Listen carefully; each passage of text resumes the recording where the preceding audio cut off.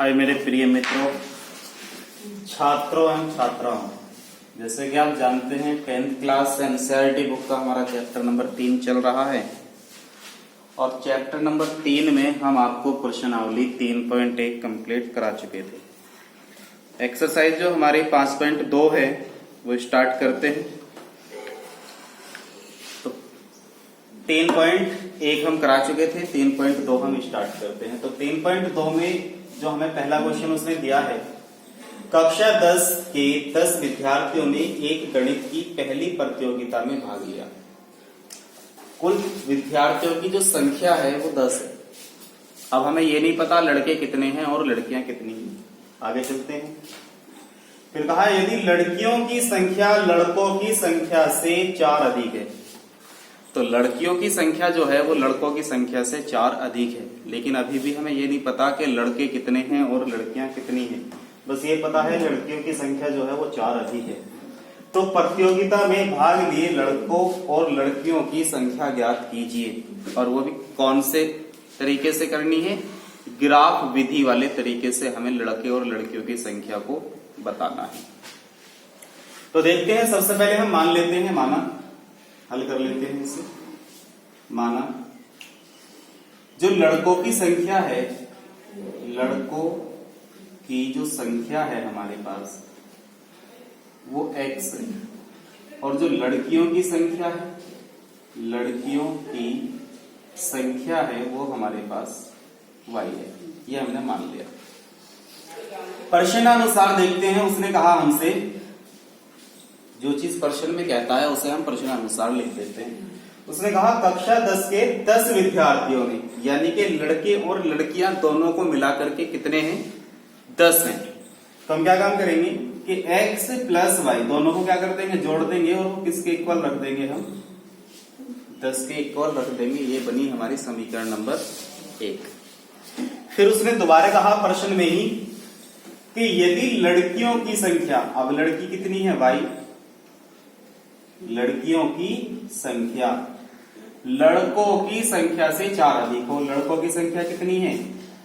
x, वो इससे कितनी अधिक है? 4 अधिक है। कौन? लड़कियां।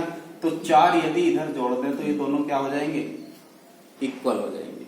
अब y बराबर बन गया x प्लस के 4, यानी कि इसे मान लेंगे हम समीकरण नंबर कौन सी? सेकंड। अब हमारे पास दो समीकरण हैं। ये दोनों समीकरण बीजगणितीय रूप में आ गई। कौन से रूप में आ गई? बीजगणितीय रूप में आ गई। अब हम क्या काम करेंगे? समीकरण फर्स्ट के x और y के मान फाइंड कर लेंगे, और समीकरण सेकंड के x और y के फाइंड कर लेंगे।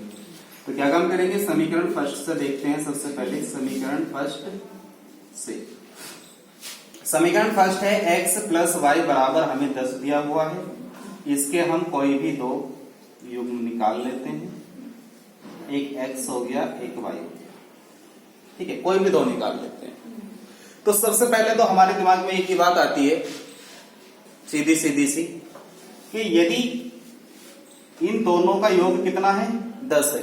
तो ऐसी कोई दो संख्या हो जिनका योग कितना आता हो? 10 आता हो।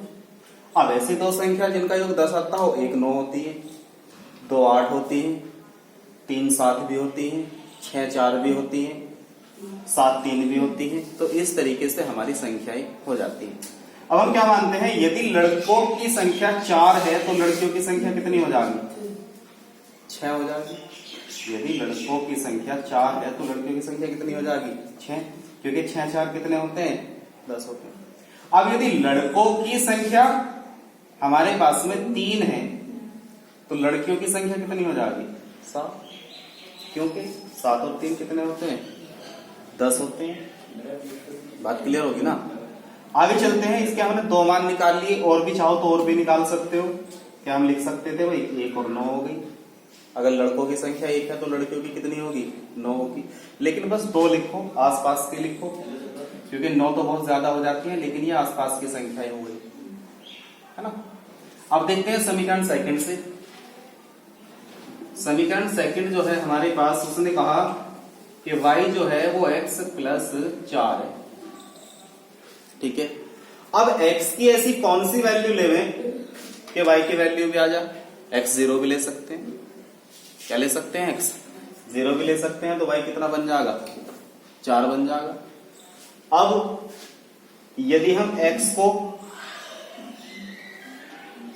4 ले लें, 5 ले लें, 6 ले लें, 3 ले लें, x की वैल्यू अगर हम 3 ले लें तो y की कितनी बन जाएगी, 3 और 4 कितनी हो जाएंगी, 7 हो जाएंगी। तो इस तरीके से हम x y की वैल्यू फाइंड कर लेंगे। एक तरफ लिखेंगे हम x, एक तरफ लिखेंगे हम y।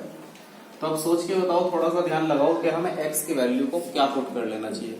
जबकि मैंने बताया 0 भी ले सकते हैं, ऐसी वैल्यू लेनी है कि x की वैल्यू इसके साथ जुड़ के वो y की वैल्यू बन जानी चाहिए। तो वो अदरवाइज कुछ भी ले लो। अब तुम बताओ सोच के क्या ले लें। 3 और 7। यदि हम 3 और 7 ले लेते हैं तो वो भी बन जाती है। देखो, यदि हम x की वैल्यू 1 रखें तो y की वैल्यू अपने आप कितनी होगी, 5 होगी।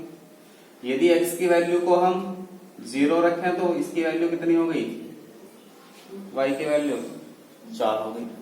यदि x की वैल्यू हम 0 रखें तो इसकी कितनी हो गई, इसकी वैल्यू हम कितनी रखें, 1 रखें तो इसकी y की वैल्यू कितनी होगी, 5, क्योंकि 1 और 4 कितने हो जाएंगे, 5। यदि x की वैल्यू हम 3 रखें तो इसकी कितनी बन जाएगी, 7, क्योंकि 4 और 3 कितने होते हैं, 7 होते हैं। तो हम कोई भी वैल्यू रख सकते हैं, उन वैल्यू के आधार पे हमारा आंसर आ जाता है। उन वैल्यू के अनुसार ही हमारा क्या आ जा आंसर। अब वो आंसर कैसे आएगा कि x और y हमारे क्या होंगे, तो इसके लिए हम बनाएंगे एक ग्राफ। वैल्यू हम कुछ भी रख सकते हैं, मतलब बस सही होनी चाहिए। ये हो गया x, ये हो गया y, ये x डैश, ये y डैश। पहली वाली डिजिट है x 4 है, y कितना है, 6। x 4 है, y 6 है, तो x पे कितना चला, 4, 1 2 3 4, और y पे कितना, 6, तो 1 2 3 4 5 6। तो ये समथिंग कहां तक इंटरसेक्ट करेगा, यहाँ पे करेगा, तो ये बनेगा 4 और 6। फिर x 3 है तो y कितना है, 7, तो x 3 यहाँ पे, y कितना, 7 यहाँ पे, तो ये करेगा लगभग। क्लियर है। तो इस रेखा को क्या कर लेते हैं, हम मिला लेते हैं दोनों। इन दोनों पॉइंट को क्या कर लिया हमने, मिला लिया, और जहां तक वो रेखा खींची खींची। अब पहुंचते हैं उससे। वहां पे x कितना है, 1, और y कितना है, 5। अब x यदि 1 है, y 5 है, 1 2 3 4 5, तो लगभग यहाँ पे आएगा पॉइंट, x 1 और y 5। क्लियर है। अब x कितना है, 0, और y कितना है, 4, तो y पे 1 2 3 4 यहाँ पे आएगा, तो ये वाला पॉइंट हमारा लगभग यहीं आ जाएगा, 0 और 4। ठीक है, क्योंकि x पर हमें कुछ नहीं चलना। अब इन दोनों पॉइंट को भी मिला लेते हैं। चलो जी, दोनों पॉइंट को मिला लो, मिल गए दोनों पॉइंट। तो वे दोनों पॉइंट कहीं ना कहीं इन दोनों रेखाओं को प्रतिच्छेद करके जा रहे, यानी कि दोनों रेखाओं को एक जगह कहीं ना कहीं काट के जा रहे, प्रतिच्छेद करके जा रहे, काट के जा रहे। तो इसका कोई ना कोई मान जरूर होगा, इस पॉइंट का कोई ना कोई मान जरूर होगा। अब वो मान क्या होगा वो देख लेते हैं। देखो 1 2 3 4, ये कितने पॉइंट थे, 4 पे था ये वाला पॉइंट, 1 2 3 4, बात समझ रहे हो ना, कहां पे था वो, 4 पे था। तो एक पीछे हटकर देखना कितना रह गया, 3, तो यानी कि x पे कितना चल गया। अब y पे देखते हैं, 1 2 3 4 5 6 7, ये कहां पे जा रहा, 7 के रेस पे, तो ये कितना पॉइंट बन गया हमारा, 7। बात समझ गए, क्लियर होगी ना बात। तो ये हमारा 3 पे गया, ये हमारा 7 पे गया, यानी कि वो जहां पे वो इसे काट रहा था, प्रतिच्छेद कर रहा था, वो पॉइंट क्या बने हमारे, 3 और 7 बने, जो कि वैल्यू किसकी होती है, पहली वैल्यू x होती है, दूसरी वैल्यू y होती है। x क्या थी, लड़कों की संख्या, और y क्या थी, लड़कियों की संख्या। तो अब बताओ लड़कों की संख्या कितनी हुई, लड़कों की संख्या आ गई थी हमारे पास में कितनी, और लड़कियों की संख्या, लड़कियों की संख्या आ गई हमारे पास कितनी, 7। आप समझ गए होंगे क्वेश्चन को, यही बात वो हमसे पूछ रहा था। ये वाली लाइन जब तुम बिल्कुल ग्राफ पे बनाओगे तो ये इधर को 7 पॉइंट से ही होकर जाएगी, ध्यान रखना। ये सीधी जब आएगी तो 7 पॉइंट से होके जाएगी, और जब इधर से आएगी तो वो तीसरे पॉइंट से होके जाएगी। कौन से पॉइंट से होके जाएगी? तीसरे से होके जाएगी। बात आ गई समझ में? तो इसलिए पॉइंट बनेंगे 3 और 7। जब ग्राफ पर बनेगा तो बिल्कुल सही पॉइंट आएगी। चलते हैं अब हम इसके क्वेश्चन नंबर, इसके सेकंड पार्ट की ओर। इसके सेकंड पार्ट में क्या कहा है इसने, तो इसका जो सेकंड पार्ट हमें दिया हुआ है उसे देखते हैं। इसने कहा 5 पेंसिल तथा 7 कलमों का मूल्य 50 रुपए है, जबकि 7 पेंसिल और 5 कलम का मूल्य जो है वो 46 रुपए है। एक पेंसिल तथा एक कलम का मूल्य ज्ञात कीजिए। अब एक पेंसिल एक कलम का मूल्य हम बीजगणित वाली विधि से भी ज्ञात कर सकते थे, लेकिन उसने क्वेश्चन में स्टार्टिंग में ही कहा है कि हमें इसे ग्राफ वाली विधि से बताना है कि एक पेंसिल और एक कलम का मूल्य कितना होगा। तो मान लेंगे, क्योंकि अभी हमें पता नहीं एक पेंसिल और एक कलम का मूल्य कितना है। माना एक पेंसिल का जो मूल्य है, पेंसिल का जो मूल्य है वो x रुपए है, ठीक है। और एक कलम का जो मूल्य है, एक कलम का मूल्य जो है वो y रुपए है। अब देखते हैं वो हमें प्रश्न में क्या कह रहा है। क्वेश्चन के अनुसार चलेंगे तो यहाँ पे लिखेंगे प्रश्नानुसार। उसने हमसे कहा 5 पेंसिल और 7 कलम का मूल्य जो है वो 50 रुपए। एक बार बताओ, मैं आपसे कहूं एक पेंसिल का मूल्य 5 रुपए है, 10 पेंसिल का मूल्य कितना होगा? तो आप इसमें 10 की गुनाई तो करोगे। आप क्या करोगे इसमें? 10 की। उसने कहा 5 पेंसिल का मूल्य बताओ, तो जब एक पेंसिल का मूल्य x है तो 5 का कितना होगा? 5x। तो यहाँ पे कितना आ गया? 5x। जब एक कलम का मूल्य y है तो 7 कलम का मूल्य कितना होगा? 7y। और दोनों को जोड़ के कितना मूल्य बन रहा? 50। तो इक्वल कितना हो गया जी? इसे मान लेंगे हम समीकरण नंबर। बात आ गई समझ में? दूसरी, 7 पेंसिल तथा 5 कलम का मूल्य 46 रुपए है। 7 पेंसिल, जबकि एक पेंसिल का मूल्य कितना x, तो 7 का कितना हो जाएगा? 7x। एक कलम का मूल्य कितना y, तो 5 का कितना हो गया? 5y। प्लस का चिन्ह लगाओ, दोनों को जोड़ के कितने रुपए दे रखे उसने? 46 रुपए। इसे मान लेंगे हम समीकरण नंबर 2। ये आगे बीजगणितीय समीकरण, यानी कि जो हमारे समीकरण के युग्म थे वो उसके अनुसार हमारे क्या हुए? आ गए। तो इसके अनुसार आने के बाद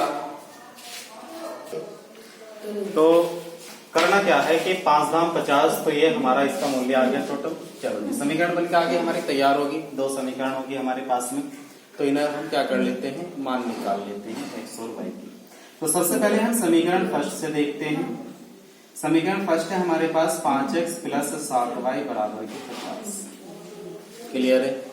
अब यहाँ समीकरण फर्स्ट में x और y, यानी कि या तो हमें x का मान रखना पड़ेगा या हमें y का मान रखना पड़ेगा। यदि एक बार बताओ y का मान 1 हो जाए, मान लेते हैं यदि y का मान 1 हो जाए तो 7 ही कम और 50 में से 7 जाएगा 43। 43 5 से भाग नहीं होने का। 2 7 दूनी 14, 5 से भाग वो भी नहीं होने का। फिर 7 तिया 21, 5 से भाग नहीं होने का घट के। 7 चौक 28, 5 से भाग नहीं होने का। 7 पंजे 35 और 35 5 से भाग हो जाएगा। तो हमें क्या रख लेना चाहिए? y के स्थान पे 5 रख लेना चाहिए। तो ये तो कंफर्म हो गई, हमें पता चल गया कि हमें कब क्या रख लेना चाहिए, कि वो कटना भी तो चाहिए, बटे में भी नहीं आना चाहिए, पॉइंट पूरा निकल के आना चाहिए। तो हम क्या काम करेंगे? x और y की वैल्यू फाइंड कर रहे हैं। क्लियर है? यदि हमारे पास में y 5 है तो 5 सत्ते 35, तो ये बना 5x प्लस 35 बराबर 50। तो 5x बराबर 50 में से 35 माइनस हो जाएंगे, कितना बचा? 15। 5 तिया 15, तो x कितना आ गया जी? 3 आ गया। क्लियर है? अब अगर हम यहाँ 6 रखेंगे, 6 सत्ते 42, 6 सत्ते 49, तो फिर वो 5 से डिवाइड नहीं होने का और संख्या बड़ी होती जा रही। संख्या क्या होती जा रही? बड़ी होती जा रही। तो क्या काम करो? y 0 रखो। अगर हम y को 0 रख देंगे तो 7 की गुना 0 में करेंगे 0। अब कितने से भाग होगा? 5 से। 5 से भाग देंगे, कितना आया? 10। 5 धाम 50, तो x क्या होगा? 10 होगा। तो x और y की वैल्यू निकालनी होगी ना, आसान तरीका। अब चलते हैं समीकरण सेकंड से। समीकरण सेकंड क्या थी हमारे पास? 7x प्लस 5y बराबर के 46। फिर से x और y की वैल्यू देख लो।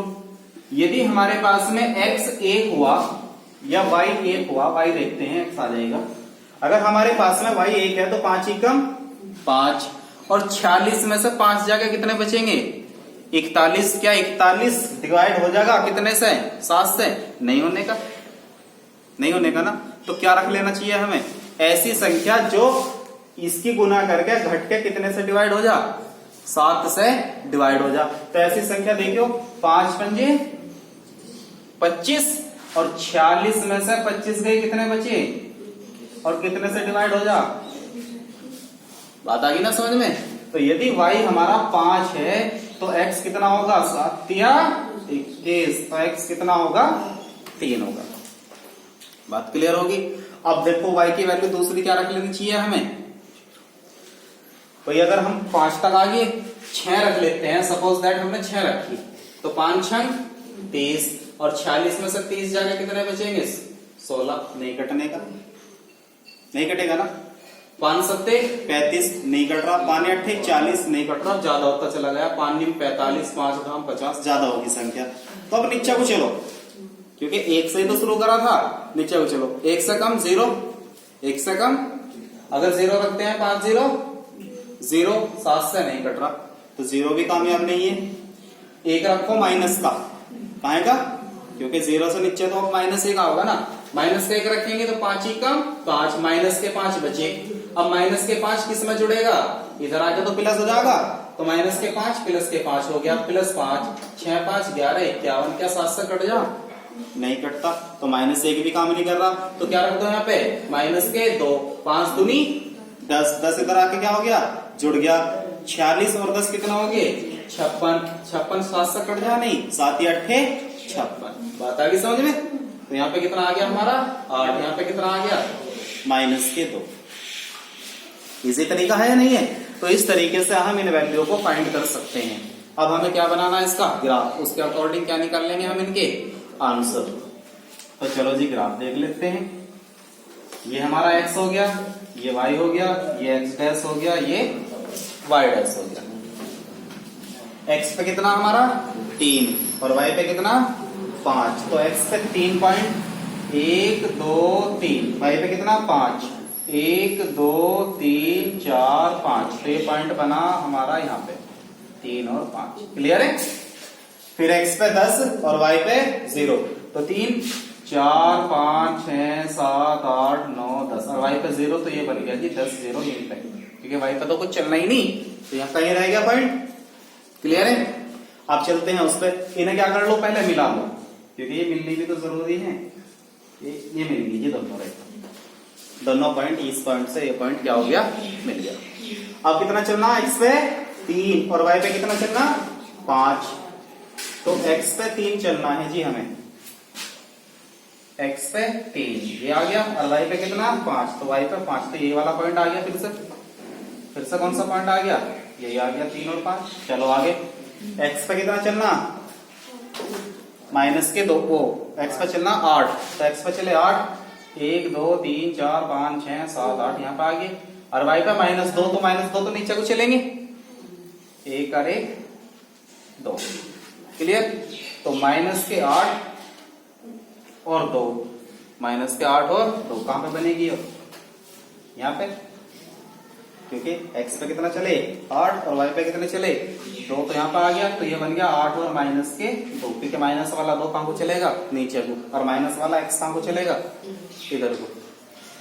अब हमें क्या काम करना है? इसे और इसे मिला देना है। मिला दो जी। क्लियर? तो ये दोनों रेखाएं एक दूसरे को कहां पर प्रतिच्छेद करके जा रही? 3 और 5 पे। 3 और 5 पे। हमसे क्या कह रहा था? एक पेंसिल का मूल्य कितना? x, एक कलम का मूल्य कितना? y। पहला मान किस चीज का हुआ है? x का, दूसरा कहां का हुआ है? y का। बात समझ रहे हो ना? तो पेंसिल का मूल्य कितना? पेंसिल का मूल्य कितना हो गया भाई? 3 रुपए। और कलम का मूल्य कितना हो गया? कलम का मूल्य हो गया कितने रुपए? 5 रुपए। आ गया ना आंसर? इस तरीके से हम इन्हें सॉल्व कर लेते हैं। और एक बात और बताओ, हमें बिल्कुल कंफर्म चेक करना हमारा आंसर सही है या गलत है, यहीं पे पता चलेगा। बिल्कुल हाँ जी। x का मान कितना? 3, यहाँ पुट करो, 5 गुना 3 प्लस 7। y का मान कितना 5, दोनों को जोड़ के कितना आना चाहिए 50। देख लो 5 दिया 7 पंजे 35, 35 और 15 कितने हुए 50। तो इसका मतलब हमारा आंसर बिल्कुल क्या है, दूसरी से चेक कर लो जी, पहली से नहीं करते।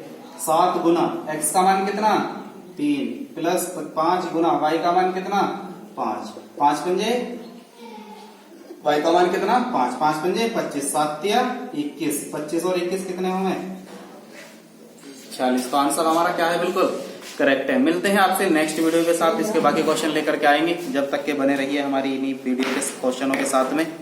चैनल पर पहली बार आए हो सब्सक्राइब करना बिल्कुल ना भूलें।